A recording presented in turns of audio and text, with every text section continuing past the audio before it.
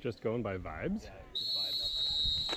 Welcome to the third race in the Texas Off-Road Series. This is a cross-country mountain bike race, and this one is in Bluff Creek Ranch in Warda, Texas. And I am in the men's sport category, which is like category 2 out of 3, so not too fast, not too slow. And I'm in the like 19 to 39 age group, which there were 5 starters, I think, and we started at the same time as the 40-plus group. So like overall in this group, I think there's maybe 11 people racing, but only 5 are actually my competitors here. This was my first time on the course. I had never ridden this before, and we are riding it backwards from the normal direction. So if you've ridden this course before for any race, then chances are this is the opposite direction than you're used to seeing. I am not a huge fan of like flashing the course, but I didn't really have much choice. I don't live around Austin, and even if I did, it's like an hour-and-a-half drive out to Warda. And I wasn't able to race the day before because this was a 2-day event. This is on Sunday. So yeah, this is my first time on the course, and I'm not like a super expert mountain biker. I've been doing this for about 6 months, so I didn't have high hopes about like placing well or anything, but my goal was like, don't crash, finish the race, and try to go as fast as I can. Unfortunately for me, I was coming off of a very mild cold, so I'm not in like tip-top form here, but it's a small excuse. I think really my lack of familiarity with the course was a bigger issue than the slight cold that I had. I actually came unclipped going around this corner, but managed to keep it upright, and the guy behind me commented on that, so he noticed. But I'm riding in my speed play pedals, which are definitely like road shoes, and I would not recommend that I should have come out here on platforms, really, to be honest. But I really need to get some regular mountain bike, SPD pedals and shoes so that I can do these races with better gear. So I wouldn't recommend doing this stuff in the road cleats like I did. And you may be watching this and thinking like, this looks really chill. That's what I thought watching, footage of different races on at this venue beforehand. But it's kind of deceptive. Like there's a lot of really loose dirt and kind of sandy areas, and also really big chunky gravel. And so not everywhere is like that. There's plenty of places that are really nice, but I was expecting to be able to like fly through a lot of this, and it turned out to be more technical than I was expecting, and really than it appears on video here. This is one of those features where you can tell it's kind of meant to go the other way. You're kind of going up this hill, and there's roots everywhere, and it's just not super easy. And then here's a bunch of this chunky gravel rock stuff that I was mentioning earlier. So like, it's not impossible, obviously, and it's really interesting to like see the course from the side that it's not supposed to be seen at. But you can definitely tell like, oh, this is meant to go the other way. These infield sections were where I figured I could make up the most time, and I think that was probably true. Obviously, I don't have splits like throughout the race to be able to tell for sure, but like I got that impression based on the people around me. And there's plenty of these little kicker jumps, but again, we're going in the opposite direction, so you don't really hit them as jumps. It's like this weird kind of climb thing. But anyway, still super fun. I really enjoyed this course, even in reverse. So we're not even 10 minutes into this race, and already I have lost sight of there's somebody way off in the distance up ahead, and there may be somebody behind me, but like I'm basically by myself, and I expect to be like this for the rest of the race. Also, you can see we went over like a cattle guard back there, and they had plywood over the top, so you didn't have to deal with like the rumble strips basically. But it was no big deal. I think I whacked my pedal on one of those once just because I was a little too aggressive going over it, but yeah, not a big deal at all. And yeah, so like you can see on some of these switchbacks, I can see the people up ahead of me, and even that will not be true for too much longer as I fall further and further behind. But yeah, I mentioned this in one of my earlier videos, like it can be kind of isolating or contemplative as you're mountain biking by yourself in these races.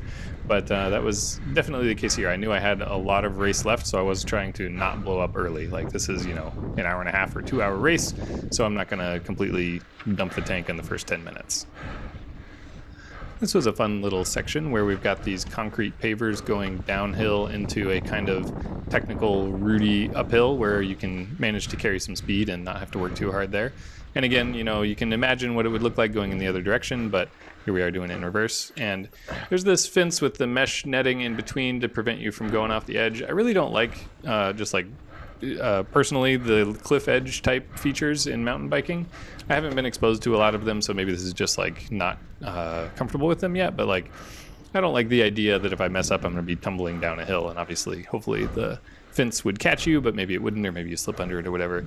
Anyway, not an issue. Didn't end up crashing on the day, but like I was definitely thinking that as I was rolling past those fences, like, oh man, I don't like this. And a similar feature is this bridge that's like just a little bit wider than the handlebars. I didn't stop to see exactly how much wider, and then you'd get dumped off into this big pit of sand over here. So a little sketchy there. I was always afraid I would whack my handlebars on the bridge. Again, that didn't happen. Probably wouldn't have been a big deal if it did, but it feels really sketchy, like you're going, in between some really close trees or something like that as you go over the bridge. Here's another one of those cattle guards with the plywood over it. And here we've got another short little uphill with a bunch of those concrete pavers into another cattle guard. This one was a little dicier than the rest, but still not too bad. This was a fun series of features where you got this narrow, quick turn through a couple of trees here, and then you have to go over kind of this like bridge hairpin thing. So like lots of different textures to go over and really close handling. This was just neat to go through. I like that part. So here you come out of the woods and you land on this like sand going downhill, and then hit more of these concrete pavers and go around this corner, and then you have this like sudden sharp uphill with all these rocks, and I really struggled to pick a good line through here and did not pick a good line the first time around, and was not able to get unclipped super quick, so this rider went around me, and I'm just like struggling, lugging my bike up here trying to get going again. And this is where I was really starting to curse my road shoes. They look cool, but they weren't the right shoes for this race. I'm not totally sure what happened to me here. I was just chugging along up this, and then I saw like what was coming up and decided to stop and unclip for some reason. So I hop off the bike here and run it up these pavers on the right, and then like I'm just running along on the left side in the dirt here. I really don't know why I did this, but this is steeper than it looks. Like watching it back, it looks kind of chill. Like, why am I even bothering to get off the bike for this? But in person, it was much steeper, and these logs every few pavers were kind of like speed bumps. So if you didn't have enough speed to get over that, then you'd be screwed. I think maybe I was like concerned about not being able to unclip fast enough with these road cleats. So yeah, I don't know. I don't like what my choices there. Bad choices. But of course, what goes up must come down, and so we go back down on this double track section, and this part was really fun. Honestly, I wish I was more confident so that I could just fly through this and carry a bunch of speed, but like even with my middling skill level, this was still a lot of fun to go down. And I picked some questionable lines here. Again, this is my first time even seeing any part of the course, so definitely could have done better in that regard, but I'm having a ton of fun here, and we're just like blasting down this hill, and then a rider goes by me there on the left. At this point in the race, I'm like assuming I'm at the back or toward the back, at least of my category, probably of all the starters, but I don't actually know what position I'm in. And honestly, I don't care that much. This is just a really fun course to be on, and I'm happy to be out here riding around. We're coming up on another cattle guard here, and I think that's a junior rider that goes by me on the right. He is just flying, so kudos to him. That guy is ripping through this course. I had a good laugh at this as we went by. There's a pink sign there on that tree that says wrong way with a skull and crossbones, but this is the racing course, so hopefully I don't have to worry about any cross traffic. And yeah, there was no cross traffic, but like generally that's not what you want to see when you're out on the ride, is a skull and crossbones in the middle of your course. Here's another time where I mysteriously unclipped going up around a corner. I'm not sure why this was a little too hard for me on the day, but like I could not get around this and decided to hop off the bike, and then it was really difficult to get going again, and there's a rider behind me. Kudos to them for not getting off the bike and managing to go around me. But yeah, like on these uphill punchy sections, once you get off the bike, it's really hard to get back on again because you're immediately having to go up another hill, and like that's just not a good, starting from zero, and that is no good. And trying to like manage the dropper post up or down was another thing I was struggling with here. I like to drop the post when I get off the bike because it makes it easier to get back on, but then like if you really need to pedal sitting down, you're just boned because you're sitting super low and you can't get the right leverage on your pedals. So I did really poorly through this section, and I was trying to take mental notes as I was going through it so that on the next lap I could do better and not waste a bunch of time here. Not too much longer, I'm already off the bike again, and this is one of the like signature features of this course. There's this giant, technically paved, and in our direction it's an uphill. Generally this would be a downhill. As you can see, the pavement is all like cracked and textured, and there's these like speed bumps in it. And I'm at 170 BPM just walking up this hill. So like I felt like I should have the, you know, power to go up this hill, but I didn't have the confidence that I would be able to do it without tipping over. So I just decided to walk it. Also, like I mentioned, it's really hard to like get ahead of steam going when you're already stopped. So yeah, first time around, just walked up this and said to myself, okay, well, next time around I gotta try and do better. And we'll see if I actually do or not. But yeah, then slowly getting going again over this cattle guard and back into another infield section. But I am chugging along at this point. This is a surprisingly long infield section that I'm in the middle of here. None of it is especially technical, but I kept wondering if I had like missed a turn or something because it just kept going and going without like an infield section to break it up. I was on the right course the whole time, but I was definitely wondering, you know, how many minutes or tens of minutes I'm going to be back here on this single track. I was really struggling to push myself hard enough in that single track section. You can see my heart rate's only 150 something because the limiting factor wasn't like my legs or my cardio, it was my handling and my confidence. And so I would be like able to push a lot harder, but there's just no, didn't feel like there was an opportunity for me to do so.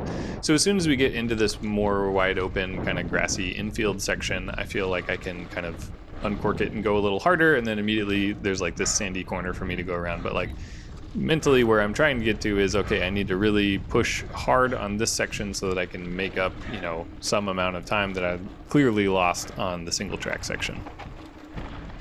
Coming into the start finish, we go through the barn again like we did at the start, and this was super fun actually. It's like a great feeling of speed to go through a building when you're so used to being outside. Obviously, you know, I'm only going like 15 miles an hour, but it feels like you're just screaming through there, and then you get dumped back out onto the, you know, the actual mountain bike course. And this part in particular is a lot trickier than it looks. This is like really big rocks and chunky gravel, and I was really hesitant going through all this. So you can see I slowed down to like 10 miles an hour. Very, very slow. Which is obviously why, you know, I'm not doing too well placing wise at this point in the race. I think, again, I'm pretty sure I'm in last place, but I don't know for sure. And like checking the splits after the fact, I can, yeah, 100%. I was in last place coming into the start finish there. So, you know, no hope for me finishing first place or even getting a podium in this race. But my goal for this lap is to go a little bit faster than the lap before and just like be more confident through these corners and, you know, try to save a second here or there that will hopefully add up over the course of this whole lap. As I come around this corner, I can just barely see somebody up ahead, and I'm like, oh my god, another racer that I can like see in this race. So that's a nice carrot for me to chase after being alone for so long. And I'm gonna try to like catch up to this person on the section that I know I'm at least like a little bit good at, which is the infield part we're in right now. And hopefully I can like stick on them through the single track part, because if there's somebody like directly in front of me or directly behind me, I feel like it's a great motivator for me and I can go faster and push harder than I would just by myself. So I do manage to catch up to that rider actually in the single track section, not the open infield part, and also get around him there. So I felt pretty good about like catching up to somebody and going around. I have a feeling that in mountain bike races people start super strong and then fade as the race goes on.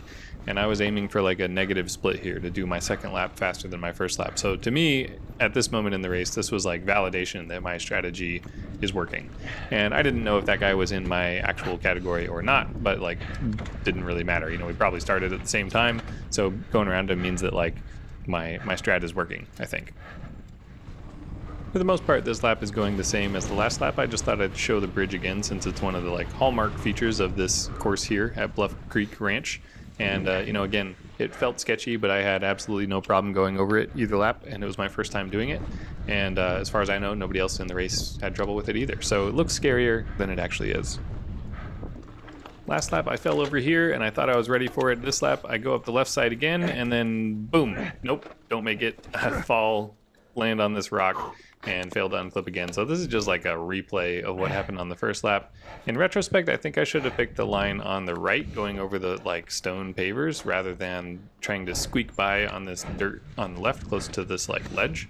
But either way, you know, my strategy didn't work, and I kind of took a hit to the confidence there because I wasn't able to make it over that feature. However, immediately afterward, I was able to make it around this corner, and, you know, no real problem here. Took about 500 watts to go 6 miles an hour, but still, like, I don't know why I wasn't able to do that the first lap. And I felt good about staying on my bike there, not putting a foot down, not having to unclip, and getting around these features up to this, like, you know, really steep uphill right here. I don't have a gauge here to tell you how steep it is, but, like, trust me when I say that this is steeper than it looks and more difficult than it looks because of these logs going across and these papers being uneven. But yeah, I'm doing 400 or 500 watts going 5 miles an hour up this thing, and I'm just happy that I'm not off the bike walking it. So I felt like this was a huge personal win to actually be able to go up that hill the second time around without, you know, walking it.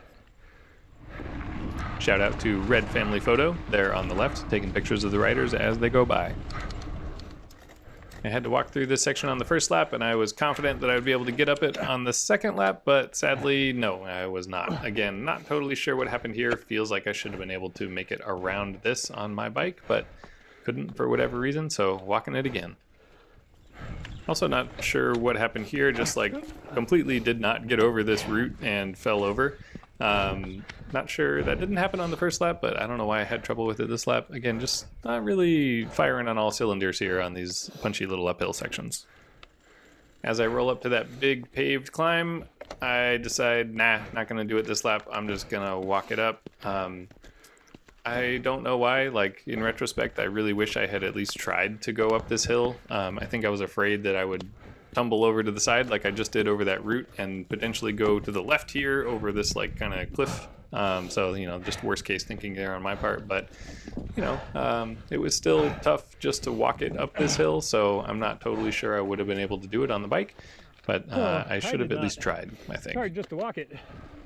After that climb, there's a brief infield section, and then here we turn into that really long single track section. And you couldn't tell because I don't have a rear cam, but there was a guy behind me on that climb, and then I put a little gap into him on that infield section, and then he catches up to me in this single track section. And he decides not to go around me, which I think worked to my benefit and maybe his as well. I mentioned earlier that, like, you know, if somebody's right in front of me or right behind me, I can go a little faster. Just the like pressure of having them around is beneficial for me. And so he was definitely a better rider than me in the single track section. And so having him behind me was really pushing me to go faster, which I appreciated. And I was a faster rider than him on the infield section. So as soon as we like get out of this section, I'm able to put a gap back into him. I feel like he probably would have been able to beat me in the race overall if he had passed me in this single track section, but he decided not to. I, you know, let him know that he could pass if he wanted to, and he didn't. I think we were both just kind of enjoying, you know, it was beautiful weather this day. It's a nice trail. We were just having a ball out here riding bikes. So yeah, that rider's name was Gamble, and I had a great time riding with him. So kudos to Gamble for being, you know, my riding partner for 10 or 20 minutes of this race. As we come out of the single track into the final infield, I can barely see somebody up ahead to the left. You can just barely make them out on the video. And I, again, think like this is my opportunity to, like, you know, use my strengths here to maybe close down this gap and get past this person. So I really try to push hard through this part to catch that guy in front of me. I didn't show this on the first lap, but there's this really steep but short punchy hill right here. So you can see I'm doing like 900 watts just to get up this hill and not fall over. And again, I'm just trying to give it everything I have. I know I'm at the last part of the last lap of this race, so I gotta like dump the tank here and try to catch whoever's in front of me and finish this lap as strong as I can. You can just barely see him on the video, but there's actually a guy ahead of the person I'm right behind. So now I'm thinking, okay, yes, I got around that guy, and there's another guy for me to chase, and there's not a lot of this race left, so I really need to like sprint for the finish here. So this is me going full gas right now. I know it doesn't look like it. I'm only going 9 miles an hour, but this is uphill in the dirt. I'm doing 300 to 400 watts. I'm at, you know, 175 BPM. This is almost maxed heart rate for me. Like, I'm giving it everything I have right here to try to catch that guy I saw. Unfortunately for me, I do not manage to catch him, but coming into the start finish here, I feel like I'm flying. Again, it's so great to go through that barn. Boom, hit the start finish there, and you can see him. He was just like, 50 or 100 feet in front of me. So almost had him. But ultimately it didn't matter. That guy and the other guy I passed weren't even in my category. So I ended up in 5th out of 5th place, dead last, and I think I was like 20 minutes behind the lead. So not even close for, my age group, but I think it gets a little more reasonable if you also include the 40 plus riders that we started with. Regardless, I had a great time at this race. I really liked this course at the Bluff Creek Ranch, and I wish I could go do it more frequently, but it's like, 4 or 5 hour drive from where I live. So yeah, probably not going to be out here again anytime soon, unfortunately. Anyway, that's it for me today. Thanks for watching, and I hope to see you at the next one.